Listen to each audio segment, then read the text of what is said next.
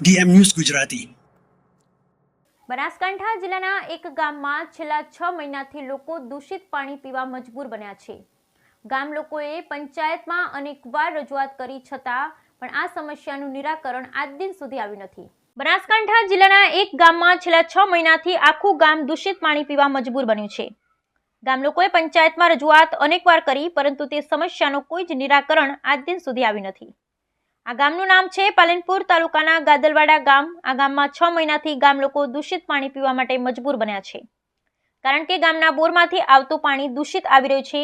દૂષિત પાણી પીવાથી નાના બાળકો સહિત ગામ લોકોને અવનવા પેટના રોગો અને બીમારીઓ થઈ રહી છે. બીજી તરફ આ ગામ લોકોની સમસ્યાના ઉકેલ માટે પંચાયત દ્વારા કોઈ જ પગલાં લેવામાં આવતા હોવાના ગામ લોકોએ ગંભીર આક્ષેપ કર્યા છે. ગામ લોકોનું કહેવું છે કે છેલ્લા 6 મહિનાથી દૂષિત પાણી આવી રહ્યું છે. જો કે પીવાનું પાણી દૂષિત આવતા પંચાયતમાં અમો લોકોએ અનેકવાર રજૂઆત કરી છે, પરંતુ પંચાયત તંત્ર પોતાની આડશ્રુતિ અને આંખ આડા કાન કરતા સમસ્યાનું નિરાકરણ આવ્યું નથી. જેથી આજે આખરે કંટાળી ગામ લોકોએ ગ્રામ પંચાયતમાં પહોંચી હોબાળો મચાવ્યો અને દૂષિત પાણીના નિરાકરણ માટે સરપંચ અને તલાટી સમક્ષ માંગ કરી હતી.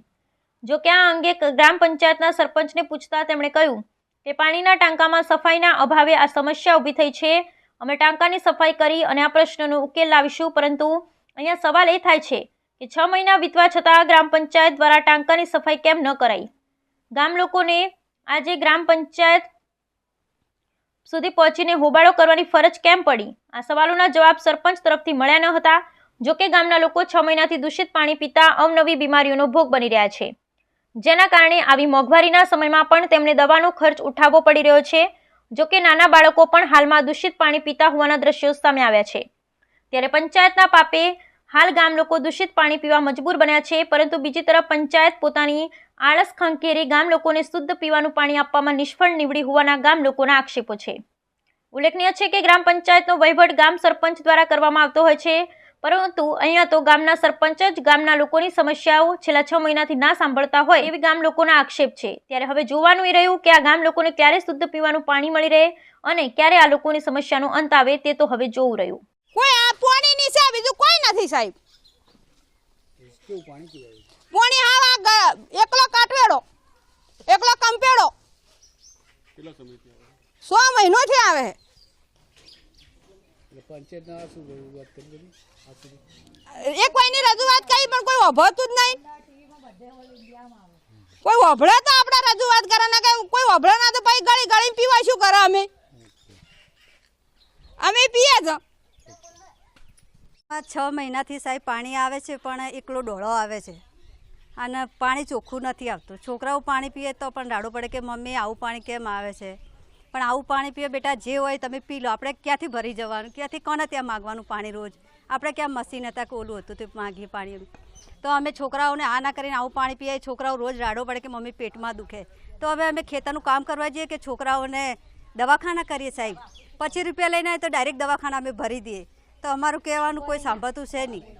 તો હવે અમે શું કરીએ? નથી કપડાં ધોવામાં કામ આવતું, નથી પીવામાં પાણી કામ આવતું. તો પણ અમે આવું પાણી વાપરીને 6 મહિનાથી અમે કાઢીએ છીએ. હવે અમે શું કહીએ? તલાટીબેનને કહે કે સરપંચ સાહેબને કહો, સરપંચ સાહેબ કે તલાટીબેનને કહો. કંઈ કામનું અમારે કાગળનું કરવું હોય તો બેન એમ કે ઘર વેરા ભરી જાઓ પછી આવો. તો અમારી હવે શું કરીએ? અમે એમનાથી પાણી ચોખ્ખું આપો, અમારે બીજું કંઈ જોઈતું નથી. અમારું કહેવું એમ છે કે અમે મહિના પહેલાં જે કચરાવાળું પાણી આવતું હતું અમે સાફ સફાઈ કરાવી હતી. મતલબ કે વારે ઘડીએ એક બે દિવસ સારું પાણી આવે અને 1-2 દિવસ ગંદુ પાણી આવે. તો અમે અમારી પ્રોસેસ કરીએ અને હજુ તો કરતા રહીશું. 2-3 દિવસની અંદર અમે પ્રોસેસ નહીં થાય તો પછી એવું લાગશે અમને કે બોર બંધ કરવા જેવું છે બંધ કરશો, અથવા ચાલુ રાખવા જો ચાલુ રાખશો, રિપેરિંગ કરાવશો થઈ જશે તો ઓકે.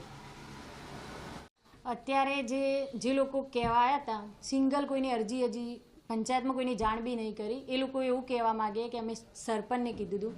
સરપંચને આ બેઠા, સરપંચે મને હજી સુધી નહીં કીધું કે પાણી ખરાબ આવે. અને પાણી જે ખરાબ આવે એ બોરનો પ્રોબ્લેમ જે સોલ્વ કરાવી દઈશું 2-3 દિવસમાં. અને કેટલા સમયથી આ પ્રશ્ન હતો? પ્રશ્ન ડોળાવાળું પાણી તો આવતું હતું. 1 મહિના પહેલાં તો અમે અંદર બધું કોલમ કઢાયું, એ બધું કરાવરાયું. એના પછી ડોળાવાળું તો આવતું હતું જ. ફરી ચોખ્ખું થાય, 2 દિવસ ડોળાવાળું આવે, 1 દિવસ ચોખ્ખું આવે, એ રીતનું થતું હતું. તો ક્યારે કામ થઈ જશે? ટોકાની બી સફાઈ કરાવી દઈએ, કદાચ ટોકાના લીધે ખરાબ ગંદુ પાણી આવતું તો ટોકાની બી સફાઈ કરાવી દઈએ અને બોરને પણ સોલ્યુશન લાવી દઈએ 1-2 દિવસમાં. અમે ગાદલવાડાના રહેવાસી છીએ. અમારે છેલ્લા 5-6 મહિનાથી પાણી ખરાબ આવે છે. એની અમે ઘણી વખત રજૂઆત કરી છે. તો ગ્રામ પંચાયતમાં જઈએ છીએ તો એ લોકો તલાટી બેન એમ કહે છે કે સરપંચ જોડે જઈએ છીએ તો કે બોરમાં કંઈ ખામી નથી, તલાટી મેડમ કરે. તલાટી મેડમ માનતા નથી, આમ કહે છે તેમ કહે છે, એવા બહાના કાઢે છે એ લોકો. પછી હવે આ ગટર જેવું દૂષિત પાણી અમે ક્યાં સુધી પીએ? છેલ્લા 5-6 મહિનાથી પીએ છે. નાના બાળકો પીવે, મોટા પીવે, બધાને પથરી થાય છે, ઢીંચણમાં દુખાવા થાય છે, અન્ય રોગ થશે, રોગચાળો ફાટી નીકળશે. કોઈ મરી જાય તો કોણ થશે? કોણ જવાબદારી લે? કેટલી વાર રજૂઆતે કરવાની? એટલે પાણીનું ટાંકું સાફ કરાવી અને અમારે ચોખ્ખું પાણી જોઈએ છે. ચોખ્ખું પાણી તો માગીએ જ ને, ઘર વેરો ભરીએ છીએ, પાણી વેરો ભરીએ છીએ, કંઈ બી કાગળિયું જોઈએ ને તો ગ્રામ પંચાયતમાં શું કહેશે કે પાણી તમારે લાવો તમારા ઘર વેરો બાકી છે, તમારે પાણી વેરો બાકી છે. તો દર મહિને આપણે 12 મહિને પાણી વેરો ભરીએ, ઘર વેરો ભરીએ, તો ચોખ્ખું પાણી તો માગીએ ને. તો આવું ગટર જેવું દૂષિત પાણી થોડું રેતવાળું પીવાનું હોય. એના માટે અમારે એટલું જ કમ્પ્લેન કરીએ છીએ કે અમારું ટાંકું ધોવરાય અને અમને સારું ચોખ્ખું પાણી મળે પીવાનું. ભાભરની લોકનિકેતન હોસ્ટેલ ખાતે યોજાયેલ કોંગ્રેસ કાર્યકરોની મીટિંગમાં સાંસદ જ્ઞાનીબેન ઠાકોરે વાવ વિધાનસભાની ચૂંટણી જીતાડવા અપીલ કરી. વાવ વિધાનસભાની ચૂંટણીનું 15 દિવસમાં જાહેરનામું બહાર પડશે. જ્ઞાનીબેન ઠાકોર ભાભરના લોકનિકેતન હોસ્ટેલ ખાતે યોજાયેલ કોંગ્રેસના કાર્યકર્તાઓની મીટિંગમાં કરી હાકલ. આગામી વિધાનસભાની પેટા ચૂંટણીમાં કોંગ્રેસના સર્વે સમાજના ઉમેદવારોને જીતાડવા કરી અપીલ. 29 તારીખે ઉત્તર ગુજરાતમાં મોટા સન્માન કાર્યક્રમમાં હાજરી પણ આપવા કર્યો આહવાન. વિધાનસભાની પેટા ચૂંટણી ગણતરીના દિવસોમાં નિશ્ચિત જાહેર. રાજકોટ જિલ્લાના ઉપલેટા તાલુકાના વચલા કલારિયા ગામે ચેકડેમમાં ડૂબી જવાથી 2 બાળકીઓના મૃત્યુ નિપજ્યા. ઉપલેટા તાલુકાના વચલા કલારિયા ગામે ચેકડેમમાં ડૂબી જવાથી 2 બાળકીઓને મૃત્યુ નિપજ્યા. રાજકોટ જિલ્લાના ઉપલેટા તાલુકામાં આવેલ વચલા કલારિયા ગામે રમતા બંને નાની બહેનો ચેકડેમના પાણીમાં પડી જતા બંનેના મૃત્યુ નિપજ્યા છે. મૂળ મધ્યપ્રદેશના વતની અને હાલ ઉપલેટા તાલુકાના કલારિયા ગામે મજૂરી કામ માટે આવેલ પરપ્રાંતીય પરિવાર પર આભ ફાટ્યું. હાલ કલારિયામાં મજૂરી કામ કરી ગુજરાન ચલાવતા પરિવારની 4 વર્ષની શિવાની ઇન્તરામ સોલંકી તેમજ 2 વર્ષની સુમન ઇન્તરામ સોલંકી નામની બંને બહેનો રમતા નજીકના ચેકડેમમાં પડી જવાથી બંનેના મૃત્યુ નિપજ્યા હતા. તંત્રને જાણ થતાં તુરંત બંને ડેડ બોડીને ઉપલેટા સિવિલ હોસ્પિટલમાં પીએમ અર્થે લાવવામાં આવી હતી. અમીરગઢ તાલુકાના માનપુરિયા જંગલ વિસ્તારમાં કેટલાક ઈસમો દ્વારા જંગલમાં દબાણ કરી લેતા માનપુરિયા ગામના પશુપાલકોએ પોતાની 1000 જેટલી ગાયો લઈ માનપુરિયાથી ઇકબાલગઢ જતા રસ્તા પર ઉતરી આવ્યા હતા અને ગાયોને રોકી રાખી મીડિયા સમક્ષ પોતાનો રોષ ઠાલવ્યો હતો. અમીરગઢ તાલુકાના માનપુરિયા જંગલ વિસ્તારમાં કેટલાક ઈસમો દ્વારા જંગલમાં દબાણ કરી દેતા માનપુરિયા ગામના પશુપાલકોએ પોતાની 1000 જેટલી ગાયોને લઈ માનપુરિયાથી ઇકબાલગઢ જતા માર્ગ પર ઉતરી આવ્યા અને માર્ગ પર ગાયોને રોકી રાખી મીડિયા સમક્ષ રોષ ઠાલવ્યો હતો. છેલ્લા 1 વર્ષ જેટલા સમયથી વન વિભાગ સહિત ઉચ્ચ કક્ષાએ વન વિભાગમાં થયેલ દબાણ દૂર કરવા માટે માનપુરિયા ગામના ગ્રામજનો સહિત પશુપાલકોએ લેખિત તેમજ મૌખિક રજૂઆત કરવા છતાં વન વિભાગના પેટનું પાણી પણ હલતું નથી. તાજેતરમાં વન વિભાગ દ્વારા માનપુરિયા જંગલમાં કેટલાક ઈસમો દ્વારા દબાણ થયેલ દૂર કરવાની કાર્યવાહી હાથ ધરવામાં આવી હતી. જોકે આ દબાણ માત્ર ગણ્યા ગાંઠ્યા લોકોનું જ દબાણ દૂર કર્યું હોવાના આક્ષેપો ગ્રામજનો દ્વારા કરવામાં આવી રહ્યા છે. જોકે કેટલાય લોકોનું દબાણ દૂર ન કરાતા ગ્રામજનો સહિત પશુપાલકોમાં રોષ ભભૂકી ઉઠ્યો છે. માનપુરિયા જંગલ વિસ્તારમાં વર્ષોથી ગાયો સહિત પશુ ઘાસ ચરવા જતા હતા, પરંતુ અત્યારે માનપુરિયા જંગલ વિસ્તારમાં કેટલાક ઈસમો દ્વારા દબાણ કરી દેતા જંગલમાં પશુઓ જઈ શકતા નથી. તેને લઈ પશુપાલકોમાં રોષ જોવા મળ્યો હતો. અત્રે ઉલ્લેખનીય છે કે વન વિભાગ દ્વારા માનપુરિયા જંગલ વિસ્તારનું દબાણ તાજેતરમાં દૂર કરવા વન વિભાગની ટીમ ગઈ હતી, જ્યાં માત્ર અમુક લોકોનું દબાણ દૂર કરાતા ગ્રામજનો રોષે ભરાયા હતા. માનપુરિયા ગામના ગ્રામજનો સહિત પશુપાલકોની એક જ માંગ છે કે તમામ દબાણ દૂર કરવામાં આવે તો અમારા પશુઓ ઘાસ ચરવા જઈ શકે. હા સાહેબ, આ તકલીફ સાહેબ ઘાટાશી નથી કે અમારે આ ગાયો પશુપાલન છે, કોઈ વગડે જવાની કોઈ જગ્યા નથી. બધો વગડો આદિવાસી બધે આપડો બધી રોકી દીધો, બધી વન રોકે, કોઈ ઠાકોર આદિવાસી બધી રોકી દીધો. આ ગાયો રાડ કરી આ વોળે ખાતરી ગાયો રોકીને ઉભા છે. કોઈ અમારું સરકાર હોભળતું નથી, રાડ હોભળતું નથી.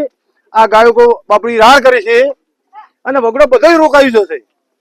જો આ પશુપાલન 1000 ગાય છે, 1000 ગાય બાપડી આ રોડે ઉભી છે ગાય અને જો ગાય જો વગડામાં જાય રળી જાય તો ચસકા મારી વસ્તી મારે જંગલ કો હબળ રોકી છે તો પશુપાલન નો હબળમાં આવે બાસાઈ વન વિભાગે હમણાં વચ્ચે સબ વિધામાં બાબા આવ્યું જો આવું 4 વીઘા જેવું ખુલ્લું કરી જતું રહ્યું બીજું બાકી તો કોઈ આખો બગડો બધી રોકેલો છે આખો બગડો હબળો ભાઈ મકીઓ ઉભી ભાઈ ધોન ઉભા બાજુ ભાઈ વાવ્યું છે તો એને હબાડવામાં આવે બધું રોકેલું છે અને હમણો અમારી માગણી 1.5 વર્ષથી હમ 1.5-2 વર્ષથી માગણી મારી છે પણ તો કોઈ અમારું હબળતું નથી. શું નામ તમારું? અમારું નામ જીવાભાઈ કીકાભાઈ મોહમ્મદપ્રિયા. શું તકલીફ છે કાકા ને તમે કેમ ગાયોને લઈને રોડ ઉપર? ગાયોની તકલીફ છે અમારે મોટે પાયે ગાયોને સરવાનું ઘાસચારાની ખૂબ તકલીફ છે. આજ ચોમાસાની ટાઈમમાં અમારે 12 માસ અમે બહાર રખડીએ છીએ 8 મહિના બહાર રખડીએ છીએ મહિનો 2 મહિના પૂરતા અમે ઘેર આવીએ છીએ એને માટે પણ ગાયોને સરવાનું મળતું નથી ગતું. જો વસ્તી અમારા પાછા ગાડે કે અહીંયા કે તમારા બાપનું છે અહીંયા કે તમારા બાપનું છે અમે આવા બબડી પાછા આવે કેટલો લોકો સાથે અમારે વાત ઝઘડા કરવાના એના માટે અમે પાછા પણ આવી શકીએ. એના માટે હવે ગાયો અમે રોડ ઉપર લાવીને ઉભા છે.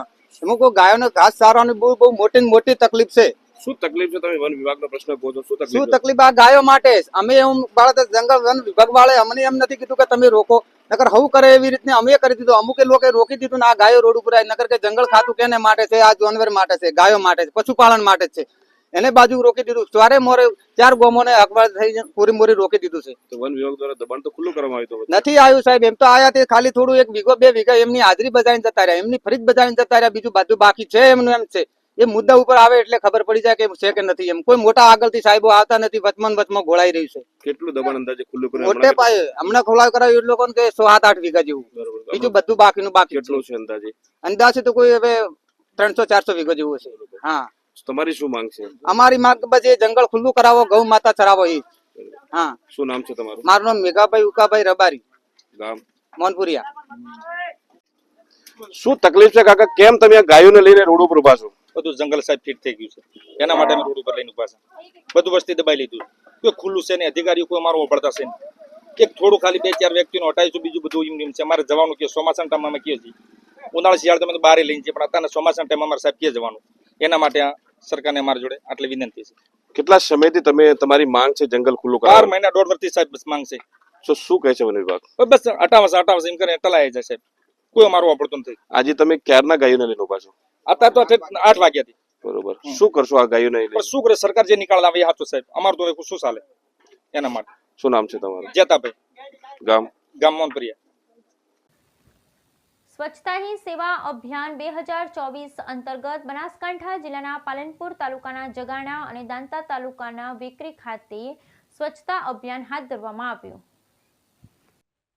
સ્વચ્છતા હી સેવા અભિયાન બનાસકાંઠા 2024 પાલનપુર તાલુકાના જગાણા અને દાંતા તાલુકાના વેકરી ખાતે સ્વચ્છતા અભિયાન હાથ ધરાયું. સ્વચ્છતાની પ્રતિજ્ઞા પરિસરની સફાઈ તેમજ વૃક્ષારોપણ કરી સૌને સફાઈ અભિયાનમાં જોડાવા કર્યું આહવાન. આગામી 2 ઓક્ટોબરના રોજ મહાત્મા ગાંધીજીની જન્મજયંતિની શ્રદ્ધાંજલિ આપવા તેમજ સ્વચ્છ ભારત મિશનના 10 વર્ષની ઉજવણીના ભાગરૂપે 2 ઓક્ટોબરના રોજ સ્વચ્છ ભારત દિવસ તરીકે ઉજવવામાં આવનાર છે. ત્યારે સમગ્ર રાજ્યની સાથે બનાસકાંઠા જિલ્લામાં પણ જિલ્લા કલેક્ટર શ્રી મિહિર પટેલની નેતૃત્વ હેઠળ તેમજ જિલ્લા વિકાસ અધિકારી શ્રી એમ.જે. દવેના માર્ગદર્શન હેઠળ 17 સપ્ટેમ્બરથી 2 ઓક્ટોબર દરમિયાન સ્વચ્છતા હી સેવા પખવાડિયું તેમજ 17 સપ્ટેમ્બરથી 31 ઓક્ટોબર સુધી સ્વચ્છતા હી સેવા અંતર્ગત અલગ અલગ થીમ આધારિત સ્વચ્છતા ઝુંબેશ હાથ ધરાઈ છે. સ્વચ્છ ભારત મિશન અંતર્ગત નાબાર્ડના ડીડીએમ શ્રી શર્મિલા સંદીપ શેરલાના સહયોગથી બનાસકાંઠા એલડીએમ શ્રી હેમંતભાઈ ગાંધી અને તેમની ટીમ દ્વારા જિલ્લાના પાલનપુર તાલુકાના જગાણા અને દાંતા તાલુકાના વેકરી ખાતે સ્વચ્છતા અભિયાન હાથ ધરાયું હતું.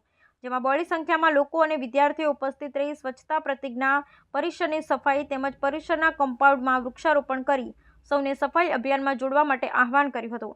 આ સફાઈ અભિયાનમાં તાલુકા વિકાસ અધિકારી શ્રી, સ્વચ્છ ભારત મિશનના કર્મચારીઓ, સરપંચ શ્રી, વિદ્યાર્થીઓ સહિત લોકોએ ભાગ લીધો હતો.